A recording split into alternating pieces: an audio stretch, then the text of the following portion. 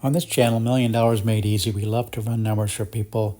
I'm not able to run my normal spreadsheets. I'm just using Google Sheets on the fly here on my phone. But let's take somebody that's 20 years old that just can afford $100 a month. They're just starting out. Where would they be after 45 years if the numbers were like 1923, which is what we see right here, 1923 numbers? After 45 years, this individual, 20 years old, if the returns were like 1923, if you look down here in the green box, be $1.316 million. Let's pick some other years. Let's pick 1929.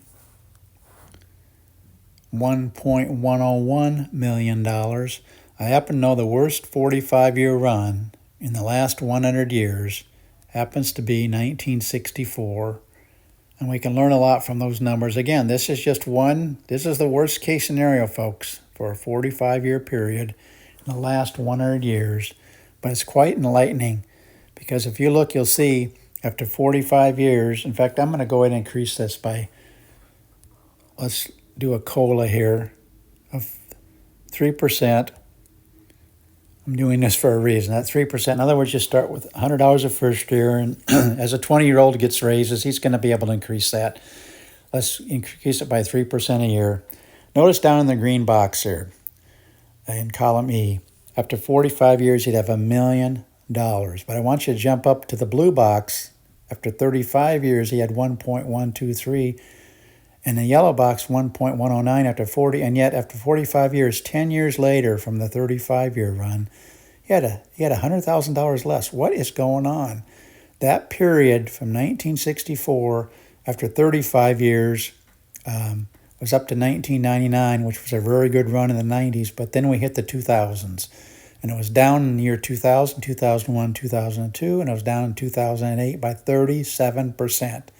So you can see the numbers dropped significantly. But again, that's taken into account the worst case scenario. What I want you to know, though, if you would just hang on from 1964, again, if these numbers were repeated just 5 years later, look at the 45-year run, 1.54. Again, you got to 35 going down to after 40 years because I still had that 2008.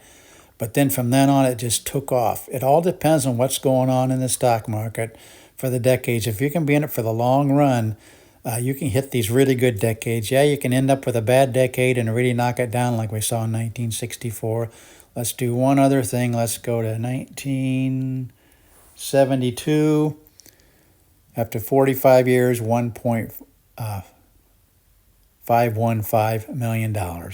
But that's kind of what we do on this channel. I just want to run the numbers to show somebody that's just maybe in college or just getting out of college or just starting their working career. They can just save $100 a month. If they can increase that by 3% a year, in most every scenario, you're going to come out with at least $1 million. The only time we saw that was problem was especially 1965. But realize that's the worst 45-year run. And you still would have 1.179 after 45 years. Yeah, it was down from after 35 years, but again, you're getting up over $1 million. That's saving just $100 a month for a long period of time.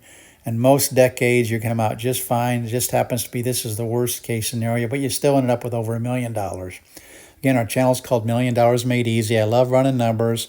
I apologize for having to use Google Sheets. Hopefully, we can get back to my regular spreadsheets that give you a lot more information, but this gives you an overview of what just $100 a month could do for you over the long period.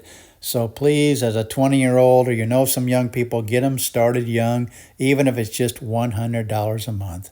This channel is $1 Million Made Easy. Please consider subscribing. Please share with others. Please like the video. And again, I apologize for having to use this one. Hopefully get back to my regular spreadsheet soon, and thanks for watching.